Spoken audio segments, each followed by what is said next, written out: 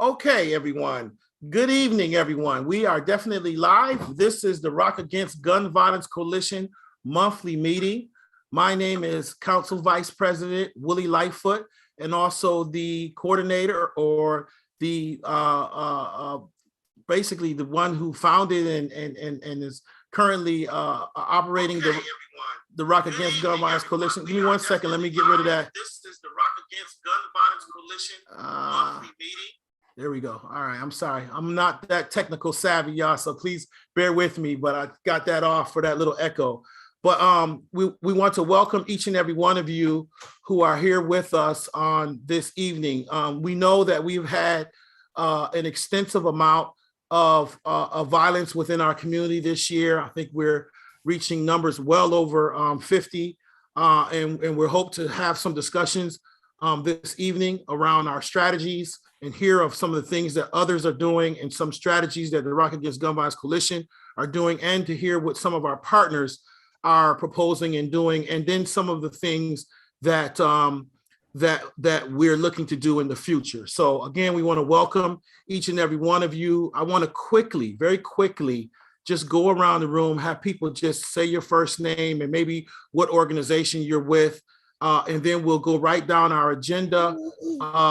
But before we get started, we'll have a quick moment of silence to honor and respect the lives of those who have lost their lives to violence and/or gun violence. We want to take this opportunity to have a moment of silence to respect them and their families and the victims and the survivors of violence.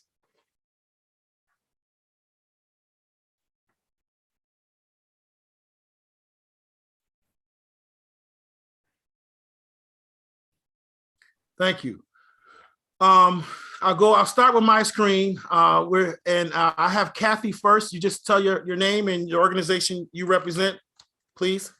Hi, I'm Kathy with the coalition, the Rock Coalition Against Gun Violence. I volunteer for Councilman Lightfoot and the coalition. And I think it's really important work that the councilman is leading. And then I'm also a volunteer with Brady United Against Gun Violence. Thank you. Deb?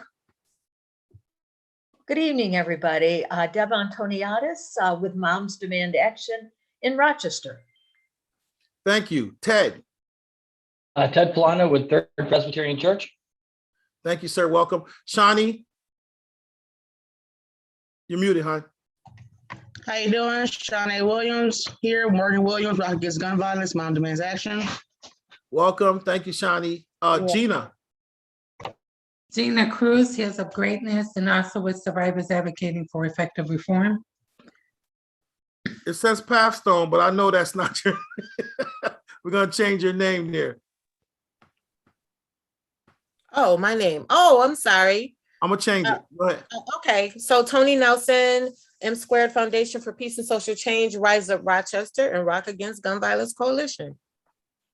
Thank you. Welcome. Aaliyah? Good evening, Aaliyah Hinton Williams, Crisis Intervention Services with the City of Rochester. Thank you. Welcome. Serena?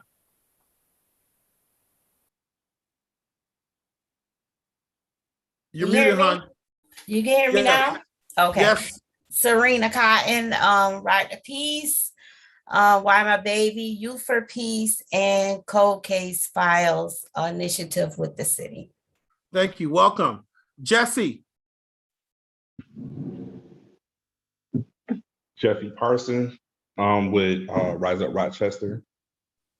Welcome, sir. Thank you. Kayla? Good evening, Kayla with the Gun Involved Violence Elimination Initiative. Welcome, Kayla. Good to see you. Miss Scott? Miss J, Rise Up Rochester, and Miss J Ministries. All right, welcome. Good evening. Ed Brown? Rochester Institute of Technology, Department of Biomedical Engineering. Welcome, sir.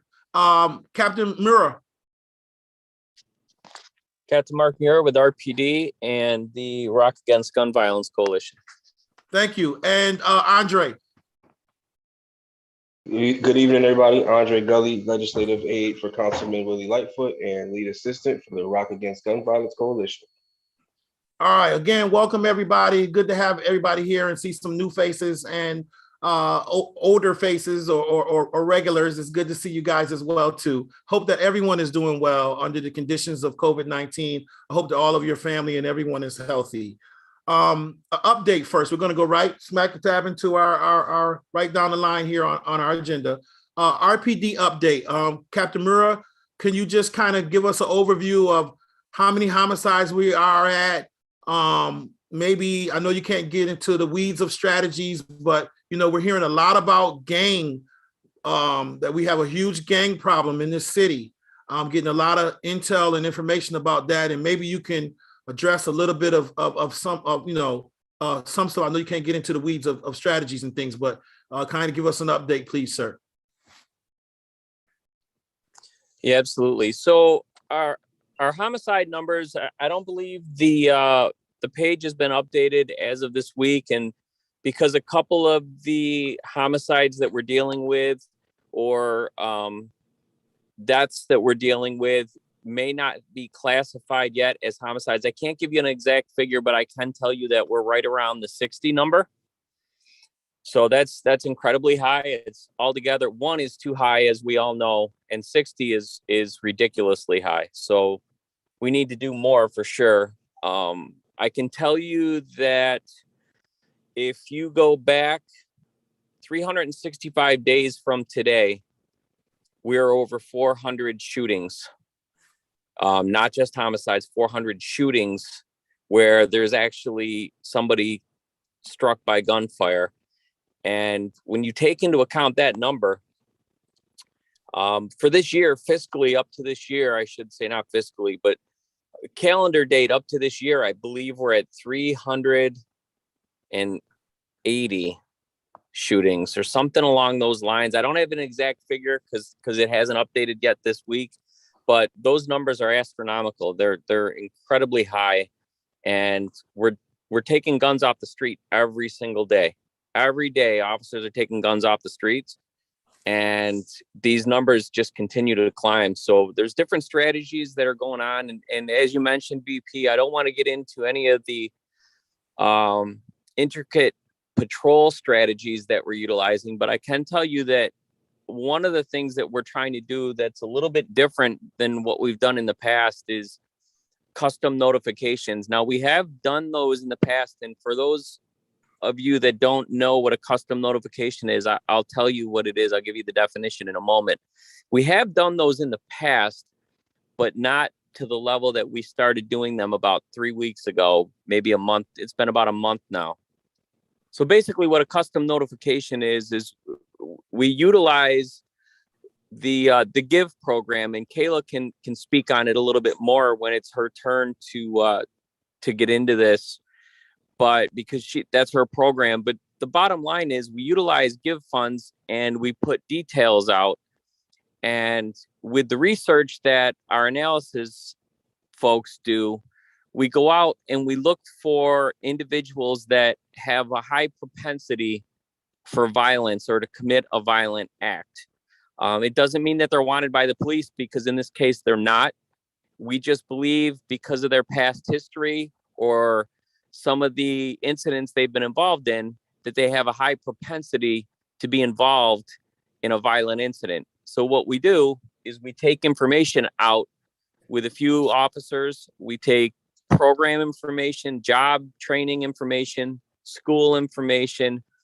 We go out and we look for these individuals, and we try to give them that information to help them choose a different path and to get off the streets and to stop going down the wrong path that it looks like they're going down. And we're hoping that by doing that, we can avert some of the younger generation to stay away from the violence and go down a safer path. So that's not to say that we're not doing other things, because we're doing a lot of other things that I really can't get into. But that's one of the new programs that we're trying to do. We're not, as I mentioned, not new, but we revamped it and basically bolstered it up, and we're doing a lot more of it. And that's something new that we just started doing. And we won't have the results it's going to be really hard to quantify what the results of that are, because you can never tell who we helped and who we didn't in that regard. But I have a strong feeling that if we can just reach out and get a few kids to turn away from violence, even if it saves one life, it's worth the effort. I definitely agree with that. And again, Captain, we always commend the work that you guys do out there every day, especially under these conditions that we see are going across the country. We see that this is a epidemic. It should be a public health crisis.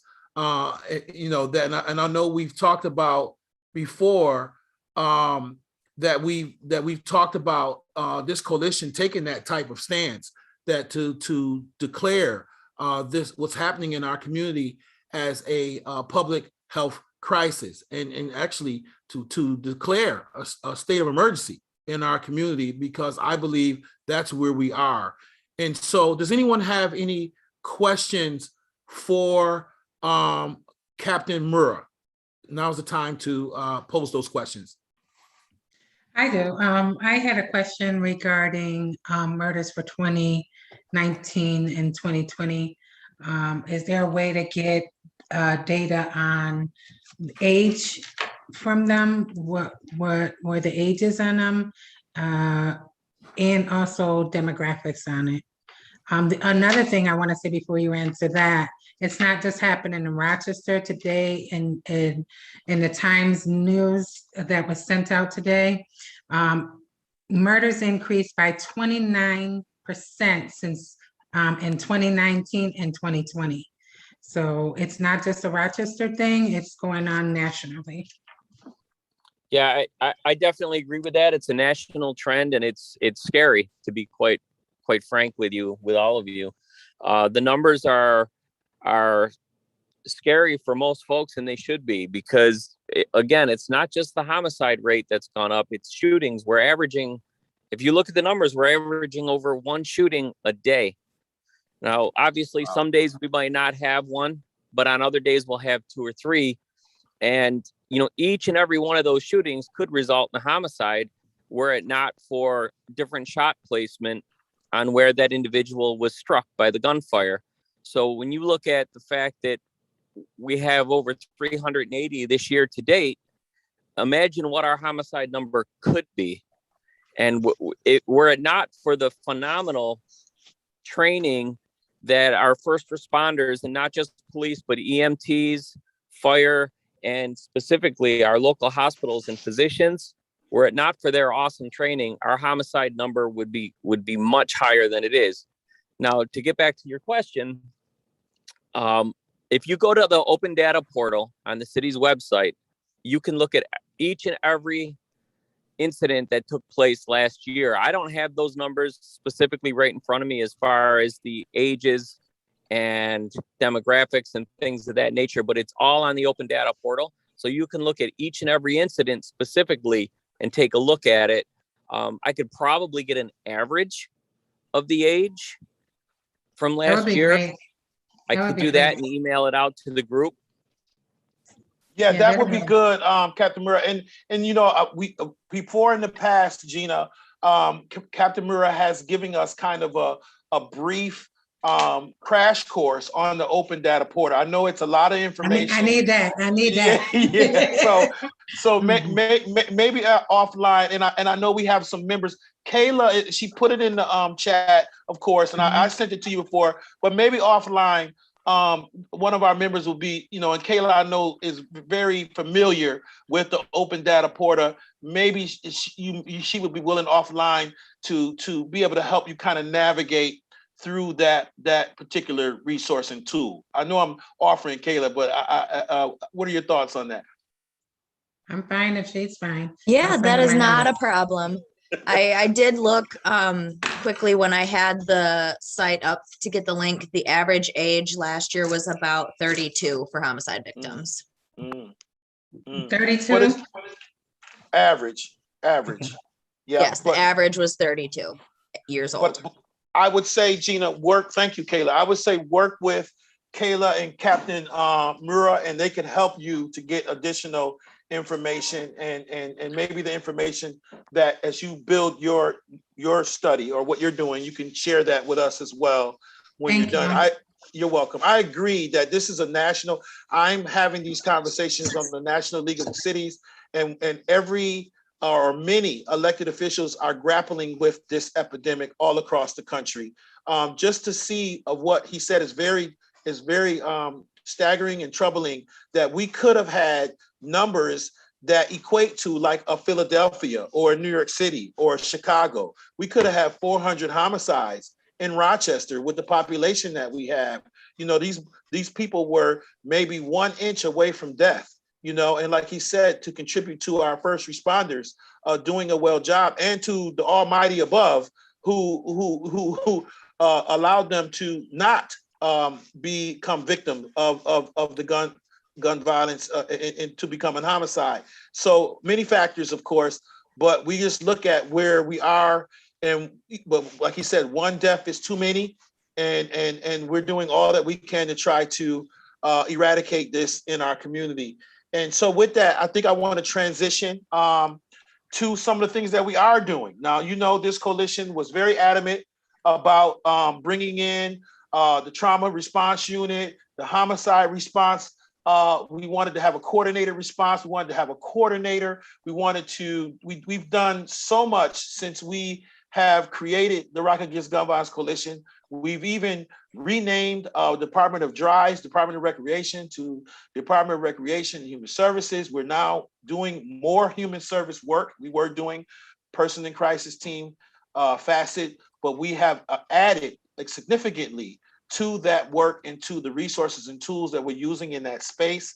We have our crisis coordinator with us this evening, who's doing a fabulous job. I believe some of the members of her team are with us as well. And I want to give her an opportunity. She had to hit the ground running. She had to really come into this job and build it as she was literally moving. And I know that was difficult. And I know she's and her team have been overwhelmed with the amount of calls for service that they are having. And I hope she will get into telling us how many calls that they're having, that they've had since their inception or this year. I think people will be staggered or will be shocked to hear, or maybe not, how much work they're doing in this space, and how many families we're servicing, and it's just so much. So, you know, I'm not going to tell her story, but I'll let coordinator Leah Hinton Williams, you know, just give us an update on some of the work that she's doing in her space, please. Thank you and welcome, Leah. Well, thank you so much, VP Lightfoot. Yes, I am the manager of Crisis Intervention Services with the Department of Recreation and Human Services. And as of September 21, we have been in existence now for 1 year. And as mentioned, we have done a great deal of work during that time, serving our community, which is our ultimate goal on a daily basis. The unit has grown. We now are comprised of 3 branches. We do have the Person in Crisis, or the PIC team, which has been up and running since January of this year. The PIC team has responded to over 2,000 calls so far, responding to mental health and behavioral health crisis, as well as other types of calls involving domestic violence, homelessness, and various other types of crisis situations in our community. We also have absorbed the Victim Assistance Unit and the FACET teams, so they are now with Crisis Services, and those teams have become one, and they are our community support team. That is comprised of community support counselors who provide victim assistance services, counseling, and linkages to various resources in the community by responding to crisis, referrals, and calls from our community asking for services and assistance.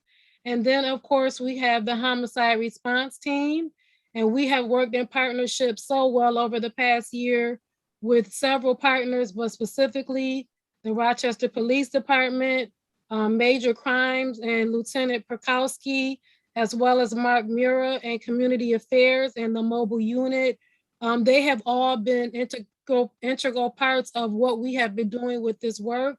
Myself, Melvin Cross, Wanda Ridgway, and our newest member, Leslie Gordon Ogden, we have responded to over 65 homicide scenes in the community. So whenever a homicide occurs, our team goes out. We support those families. We provide resource information as well as follow-up. We make sure that they have access to the funding available through the Office of Victim Services to assist them with paying for any service arrangements. And so we're working with the funeral homes. We all know that we have been extremely busy, unfortunately, this year, but I must say that the homicide response team has worked tirelessly. Mark and myself and Lieutenant Prokowski, we have a process that is really working well now. Our communication, our ability to just move quickly and make sure that the community has what it needs has really been significant this year. Most recently, we have partnered with Dr. April Aycock in the Office of Mental Health to provide an extended follow-up to the families who have lost a family member to homicide. And so now, at about that 4 to 6 week mark period after a family has experienced that tragedy, Dr. Aycock and her FIT team will be taking referral information from the homicide response team on those families who might be in need of services at that time. Now that things have quieted down, now that they are going through that grieving process, they may find that they need therapy, they need counseling, they need resources. The FIT team will reach out to those families, offer those services, and at least let the families know that they are available if they're interested in the future. So we are, again, doing the work, making sure the work gets done. And we are grateful to this organization and the support that we've received, as well as all of the support we've received from the community. That's good to hear, and thank you again, you and your team, Mr. Cross and the rest of your team, Mr. Parsons, and all of those who work. Wanda, I know even that some of our members from the coalition have gotten opportunities to become a part of this team, which we're grateful for those networking opportunities to provide the spaces for those who work in this space to be able to be a part of working to help these families. We know we can't quantify it, as Captain Mura said, and qualify oftentimes the amount of lives we do save and the amount of re-traumatization that we prevent from happening. What we do know is that prior to putting these types of services in place, that we had a lot of hurting families who may have not been receiving these services, who may have not known how to navigate through the funeral homes and through the county and indigenous funds and all of these other obstacles and challenges while they're grieving that they have to navigate through. And we know that this, your team and the city has now a standard practice of helping these families and knowing that these grieving people and these victims could actually tend to even more violence because they're not being cared for. And so we appreciate the care that your team and you are providing. And I open up the floor at this time for any questions for Ms. Leah Williams from the group. I have a question. So if there's more organizations that wanted to join your response team, is there a way for them to do that? More like say this is House of Mercy, Family Murder Victims, and other organizations that are out there. They would just need to contact me and we could explore that possibility. Okay. All right. Wonderful. All right. Thank you, Ms. Hinton. We appreciate your work that you guys are doing. And I too received those calls, so I know not only before when I was receiving the homicide notifications, now it's coming with an update to let me know that you guys are responding as well too. So yes, I'm sending it to you.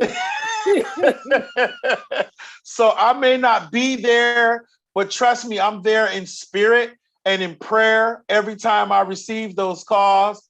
and I get those updates. I am in prayer instantly at that time, regardless of where I am or what I'm doing or what time it is. Knowing that most of those calls, many of them come in at the wee hours of the night. And so we appreciate what you're doing. We applaud you and thank you for your service for you and your entire team. Does any other one of your teams may want to, Mr. Cross or anyone from Pathways of Peace may want to, again, I talk about this gang thing and we seem to not want to have this discussion, but it's a discussion that we have to have. That I'm hearing that we have a really severe gang problem in this city. And so I think we have to begin to start having those conversations, dealing with it up front and not hiding from it, and start really directing our strategies around that. And I know we have some things in place with some new programs that we've put in place through that we're trying from Oakland, California. I know that we put some money behind some of these new initiatives that we're going to be going after. Peacemaker, I believe it is, that we're going to be going after or trying to help the shooters or work with the shooters that are doing these shootings. And I know we have there's even discussion about some of the ARPA dollars being spent to help in some areas where we can, where we're able to. And so I know we need to put as more, and we're looking at Newark, New Jersey, and some of their models that they're doing there and successes that they've had around shooters and their Office of Violence Prevention. And so we don't have Dr. K with us today because he didn't have a previous engagement. So we'll move right into our committee updates. And one of the things that we have been working very diligently and hard on that's shown some success in other communities, other cities, municipalities, has been a gun trace data report. And so we have had our advocacy team working on that, led by Kathy Richardson, Moms Demand. We've had some initial conversations with the mayor. Those conversations have extended. And so I want to yield the floor to Kathy to give us some updates on where we are on our advocacy around that topic and others. Thank you, Kathy. Thank you, Vice President Lightfoot. There's a bit to share news about and report on. First of all, at the federal level, there are two very important bills. We're not hearing a lot about them right now because there's so much focus on the reconciliation bill, or otherwise known as the Build Back Better Act. But these two bills involve rights to voting. It's the John Lewis Voting Rights Act and For the People Act. They've sort of been sidelined because of all the attention being given to the reconciliation bill and the infrastructure bill, and which I want to share some important information about. But having to do with the John Lewis Voting Rights Act and For the People Act, without the right to vote, which is being assaulted in almost, I think, every state across the nation, we have no means to select who we want to represent us. So these two measures are really important for us to be contacting our legislators on at the federal level, that we want them to address and protect voting rights in our communities. And the two bills, I'll have this information in a follow-up to Andre Gully, and you can look for this to be included as an action that you can take to call upon your federal legislators to please pay attention to voting rights and protect our voting rights by calling for a vote on the floor for the For the People Act and the John Lewis Voting Rights Act. In response to something very important that's come up multiple times tonight, raised by Councilman Lightfoot, by Serena Cotton, by multiple people, the Build Back Better reconciliation bill is really important for Rochester. And I want you to know why. There's money that's tied to the Build Back Better bill, which is the one that is at risk right now. To the best of my knowledge, I haven't been paying attention to the news throughout the day today. I was out at a medical appointment for 5 hours, but my understanding is that it's still at risk, the Build Back Better bill, is still at risk, or the Build Back Better Act is still at risk due to two Democratic senators. One is Joe Manchin from West Virginia, and the other is Kirsten Sinema from Arizona. And the reason why that bill is so important is there's money in there for community violence intervention programs. We need that money in Rochester. So we need our legislators to get that bill passed. But, and I don't want to speak for the coalition, but unless they're going to address voting for that, the Build Back Better Act, unless they're going to address that, the infrastructure bill should not be voted on, because we need this funding for our community. And frankly, right now, there isn't enough reason to trust that we can count on our legislators to understand the importance of models like Pathways to Peace, Rise Up Rochester, that are out there on the front lines that have measurable results that are saving lives, that are protecting the community from gun violence, that using these intervention models. So that's really important to advocate for. Look for that in your list of actions that you can take. Second, at the state level.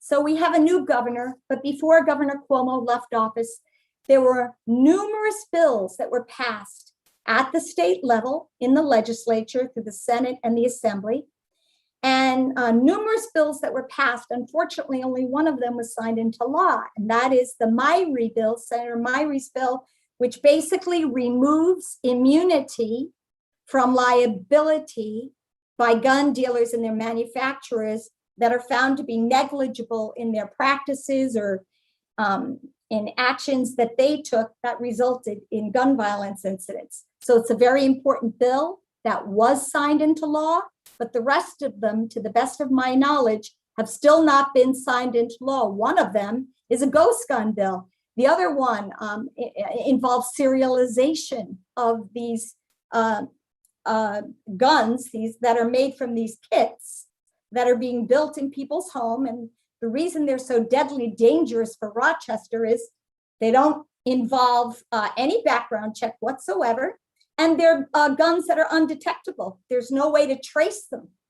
So we need legislation at the state level, and there's a whole series of other bills that we want Governor Hochul to now sign as the new leader in office. And in answer to something that Vice President Lightfoot raised earlier about, we want our legislators to be aware of the crisis that we're facing with gun violence.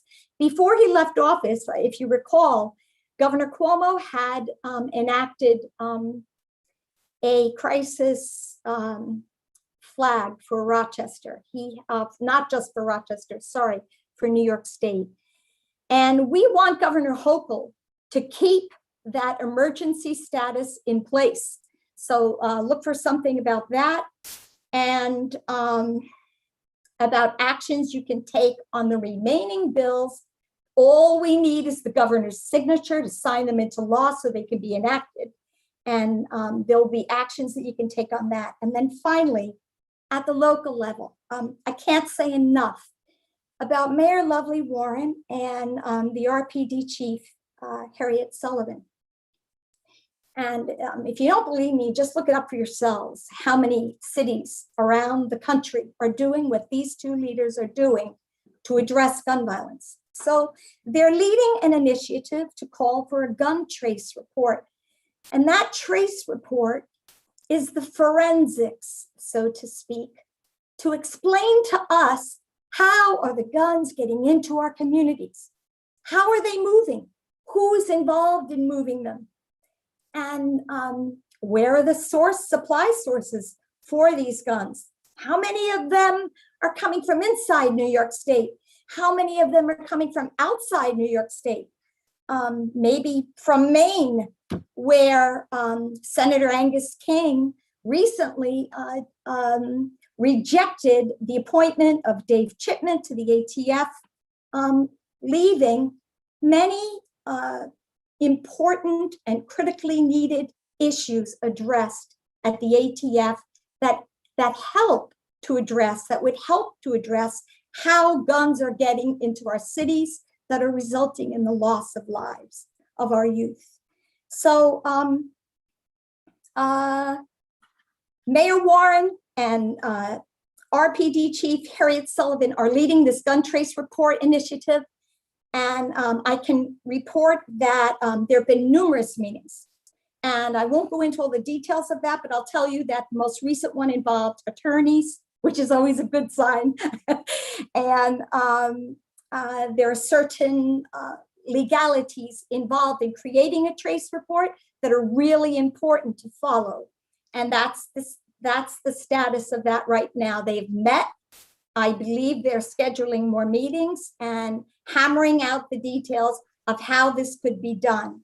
And I'm really excited on this. I can't stress enough how important this is for Rochester and how the extraordinary leadership by the mayor and the chief of police in leading this. It really is unprecedented. You won't see this happening in other cities. It's extraordinary, in my opinion. In addition to that, we need to reach out again to our Monroe County legislators to enact a gun dealers code of conduct.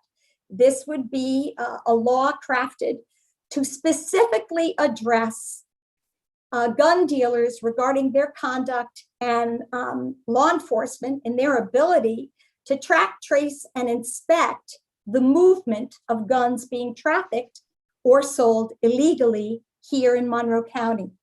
So the Gun Dealers Code of Conduct, look for information on that and actions you can take with the Monroe County Legislature. Finally, there is a final incident that I think we're going to need to take action on. And it does not involve an incident that has occurred in the city. However, it directly impacts residents of the city. There was an incident involving a video that was released by a group of students at the Pittsford Sutherland High School. The video involved a student raising an object that appeared to look like a gun and expressing his intent that he wanted to use it to kill people of color. He used a derogatory term, a racist term, to express his desire of what he wanted to do with his gun. It turns out that we've been told by the sheriff that they believe there is no real threat here. And that's because the gun that was used in the video was an airsoft gun. Secondly, we've been told that the incident of where the video was taped did not occur on school property. So it kind of leaves you thinking like, oh, well, I guess that doesn't affect me where I'm at. And we all know that guns have no limits in how they can move, where they can move, who they could be used against. And the incidents are many. I'll just give you a couple quick ones. We know people have been shot and killed in prayer. They were targeted because they were Black. We know that guns have been used at bars to murder people of color because they're Black or another color that the shooter didn't like. And we know that they've also been used in houses of worship directed at people for their faiths. I know of one incident that occurred, I think, up in Wisconsin. So with regard to us being told that it wasn't a real gun, that the incident didn't occur on school property, I believe we still have some unanswered questions to raise with our sheriff. And I would encourage those of you who are listening and are interested in following up and taking action to consider some of what I'm about to share with you. Because we have new information that was released that the video may have involved other students. Because we have also learned that the video was occurring with other videos. Again, this needs to be confirmed by the sheriff. I don't have any new recent information, but it's been occurring over the course of an 8-month period. Because there are other students who participated in the making of this video, and because of data based on gun-related incidents occurring at schools across America that are sounding an alarm to us here in Rochester, that action needs to be taken on this and treated very seriously. That data is the following. In 68%, 68% of gun-related incidents at schools, the shooter gets the gun from his own home or from a family member or friend. Second, nearly all mass attackers in 2018 made threatening or concerning communications, like the one that was shown in the video.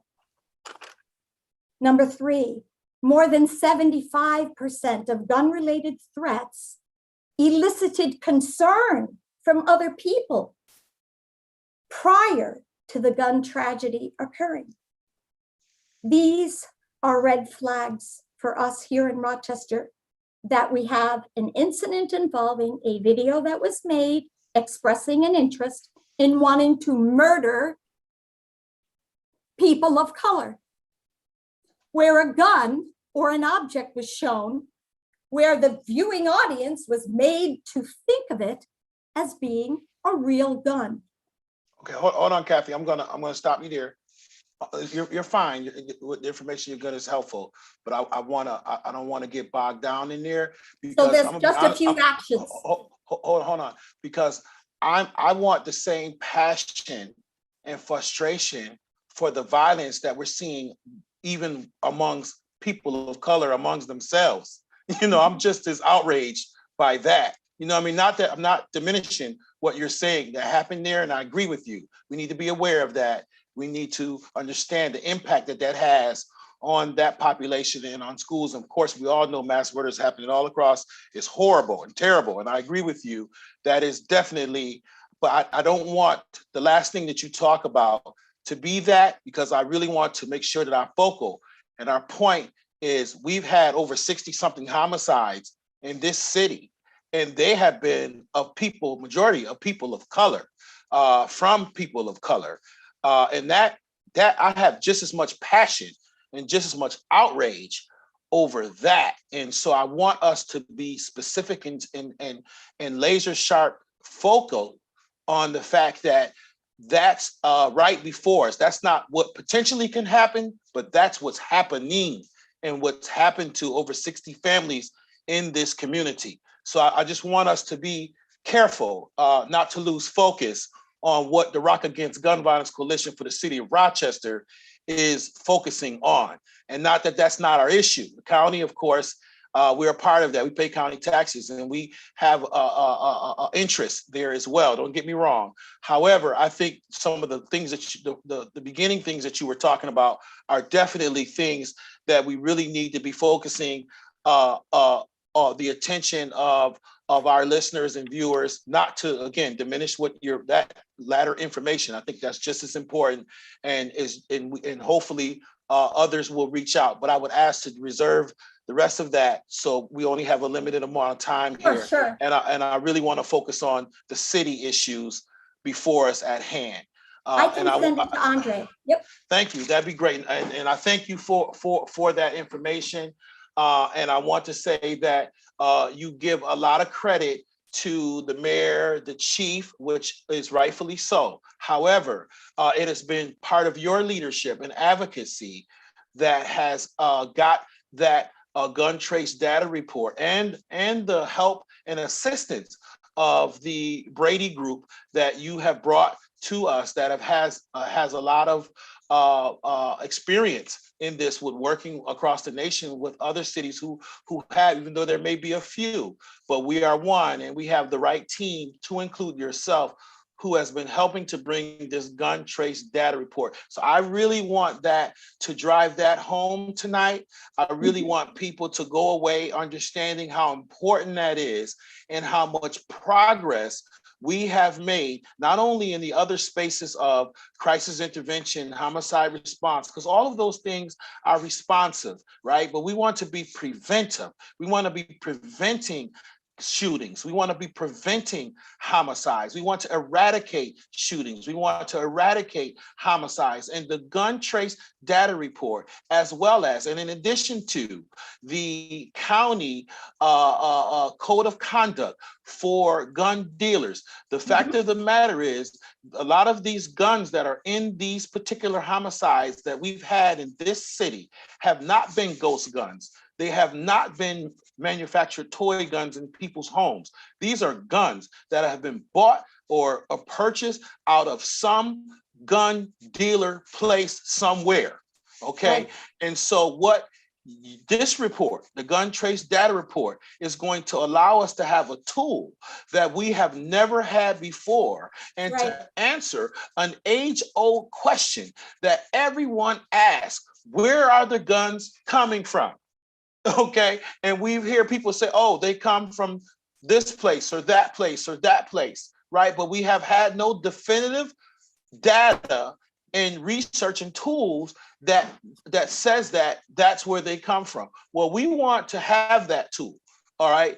And we want that tool to be transparent to the community and public, so that we can make this a comprehensive, collective, citywide, countywide, community-wide approach to eradicating, advocating gun violence in our community, and to hold these gun dealers responsible for what they're doing. So I appreciate your leadership, okay, on bringing that to the forefront, to the Rock Against Gun Violence Coalition, to the mayor, to the police chief, and for their ability and to accept that and to want to go forward with that as well. As well as, I would say that we know we're heading into a transition of administrations. And I've had conversations with presumptive mayor, and I know that he is, this situation is dear to his heart as well too.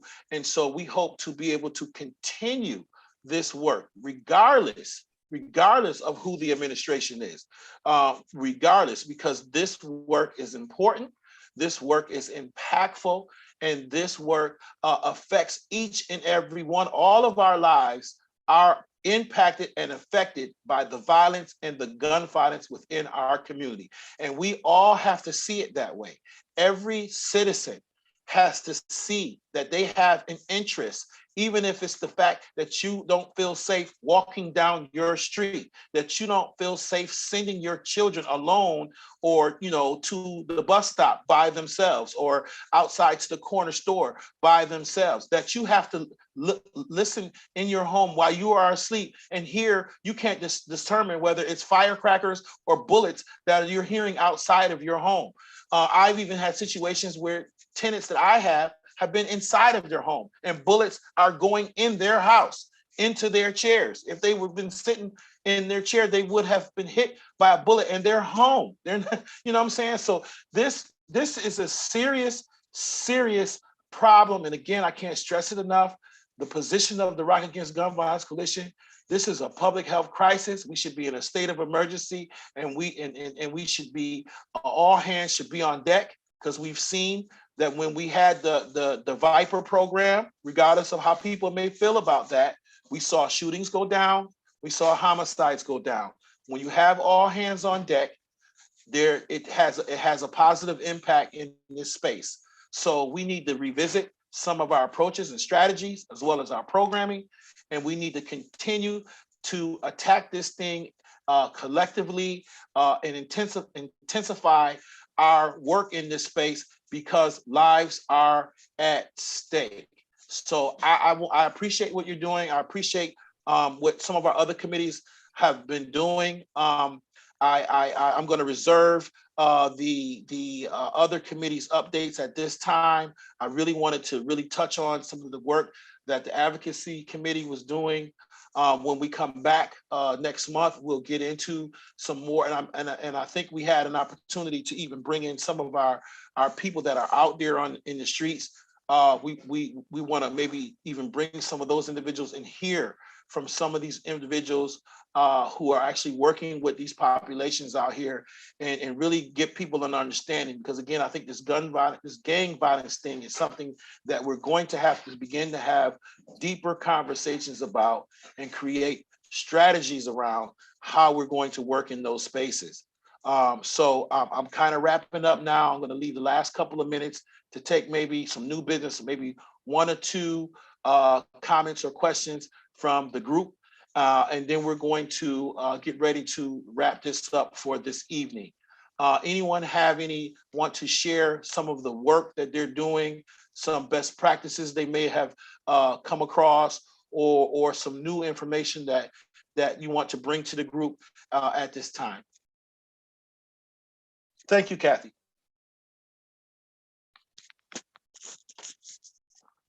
Anyone have any events that are coming? I know Serena should chime in around. You always got something going on.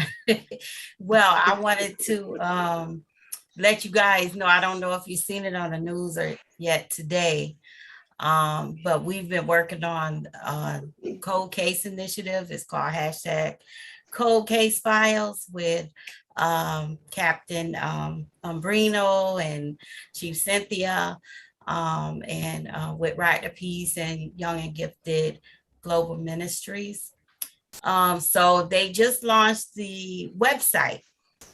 So it goes back to, I believe, 1972, and they're inputting cold cases, and it's like over 600 cold cases here in Rochester, in Monroe County. So they're slowly putting it in, but I believe they have over 100 victims in the website as we speak. I don't know, well, the website is, let me see, one more second. Rochester, New York, unsolved.com. And families can actually go in, they can input their loved ones' information, they can share pictures and things like that, just to give an idea of a face and a person to the victim, if I said that correctly. So we're excited about that. That's phase 1 of our initiative. And so we're working, with with Captain Umbrino with that. All right. Well, again, thank you, Serena. Shawnee, I look like you had, yes. Go ahead. Yes, we have an event coming up November 28th. It's our banquet, but in this banquet, we're doing a fashion show. We're still looking for models age 14 to 90. Females, sorry, Willie. We're looking for females.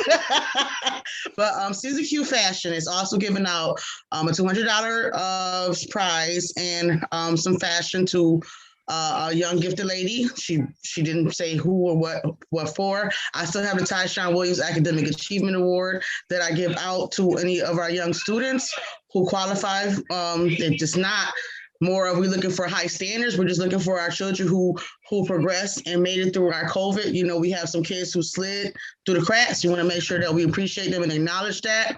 And our tickets, our donations are $20 for that event. We will be feeding you. We have some speakers set up. We have speakers we're still looking for, some entertainers, as well as a grant opportunity here. So I don't qualify for this grant because our organization is very new. But we, the Rock Against Gun Violence Coalition, might qualify for this grant. I got this from the business class I just finished. It is the 2.0 Monroe County Executive Grant. I don't know if you guys heard about it. It's from Adam Bello, but I can forward this to you, Willie. You can look at it. I did look over it. That's how I found out I didn't qualify for it. But I think you guys might. So give it a look, see if it's a go. It might help us out. And I don't know how close we are to getting our own website, but I found out some pretty cool ways in developing our own videos. So if we can get that going, it's some pretty cheap ways for us to get our advertisement out there. And it was pretty fun. Yeah. All right, cool.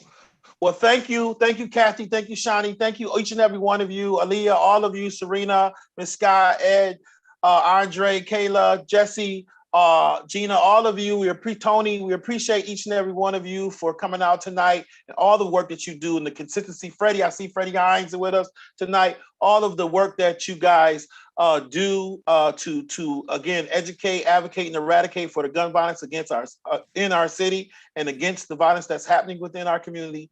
And we have to just keep our foot to the work. I mean, we just have to keep working. And all of your events that you have, please send them over to Andre. And you know that we have Domestic Violence Month coming up soon, and Gina, remind us of that. Please send that information to Andre, Gina, so we can be a part of that and be involved in that. We want to support each other. It starts tomorrow. Starts tomorrow, so make sure we reach out to Gina. And what's the color? Is there a color for that? Purple. Wear your purple. So there you go. Wear your purple. This is the month for that. Thank God for Gina working with us for our domestic violence legislation that we passed last year to allow city workers to take the certain time off they need for them or their families through if they have domestic violence issues or situations. Gina helped us to get that going, and we got that legislation passed. So again, Kathy's going to send an update of everything she talked about, to include what's happening out in the suburbs. We're going to have that information. We're going to share that with you guys. Get that information out so we can ask some of those questions, whether it be to our federal representatives, whether it be to our state representatives, whether it be to our county representatives, our sheriff, or whatnot. That information will be included in there. Get your events to Andre as well, so we can share that to our network as well too. We're going to be working on hopefully some letters as a result of your information, Kathy. I'm going to try to get our staff to draft some letters of support for some of these bills. And we may be asking you guys to sign on to these letters and to share these letters to your friends and to your networks, so that we can get some of these things that these bills that will be helpful federally, state and county-wise implemented. That's the whole point of the eradication committee. And Kathy, you've been doing a great job with that. I hated to kind of cut you off a little bit there. I'm sorry, but we were just running out of time.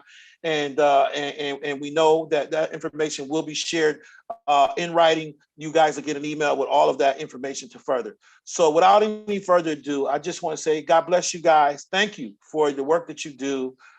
Everything, and we just appreciate it, and we look forward to seeing you very, very, very soon. All right, we bid you Godspeed. God bless you, and have a good night.